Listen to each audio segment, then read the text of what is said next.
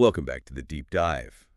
Today we're unpacking a melody that is, it's pretty much woven into the DNA of pop culture. It really is. We're talking about Somewhere Over the Rainbow. And look, before you think, okay, the lullaby from The Wizard of Oz, I know it, just hold on. Because the RIAA and the NEA, they actually stepped in and officially rated this the Song of the Century. Which is a massive title to live up to, but what's so fascinating is that this song, it almost didn't exist at all. Right. It has this backstory that's just full of the Great Depression, tragic irony, and a fight for survival that goes way, way beyond the movie screen.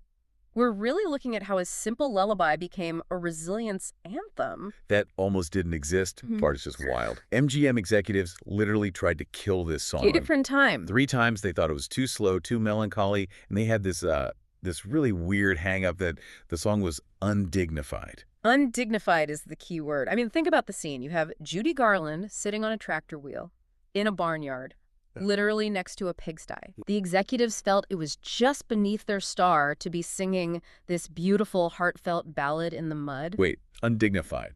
She's playing a farm girl from Kansas. Where else is she supposed to sing it? The public library. Exactly, and that's what the producer, Arthur Freed, he argued that. He told the studio heads he would quit if they cut the song. Wow.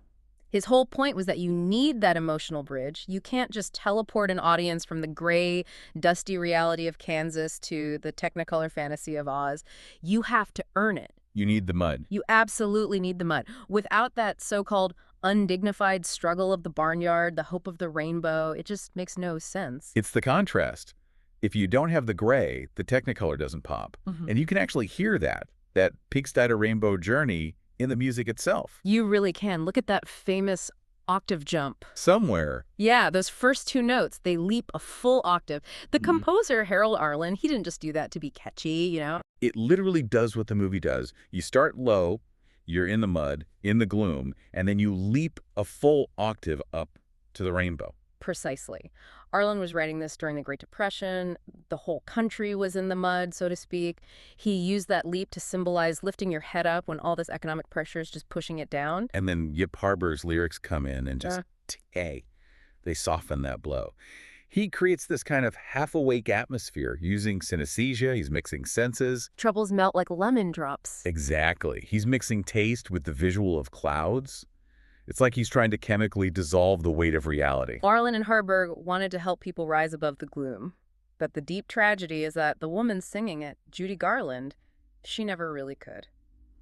Yeah, that timeline is just heartbreaking. You have the 16-year-old Judy in the movie, so wide-eyed and hopeful. And then you have the 47-year-old Judy in 1969, just a few months before she died. And that's the ultimate irony, isn't it? In the movie, Dorothy goes on this wild journey, but she wakes up safe in her own bed, surrounded by family. She gets to go home. But the real Judy Garland, by 1969, she was homeless, bankrupt, and addicted to the same drugs the studio system had hooked her on to keep her working. There was no home to go back to for her.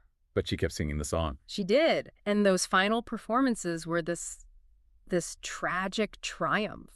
When she sang it at the end of her life with that cracked, fragile voice, it wasn't a child's wish anymore. No. It was a testament to survival. She turned a lullaby into a battle cry. And that transformation is why it didn't just stop with her. It started as, comfort for the Depression. It became solace for soldiers in World War II.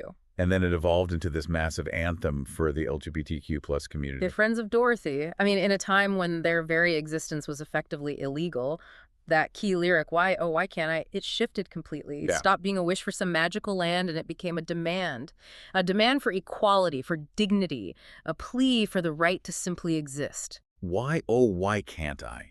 Hits so differently when you frame it as a civil rights question.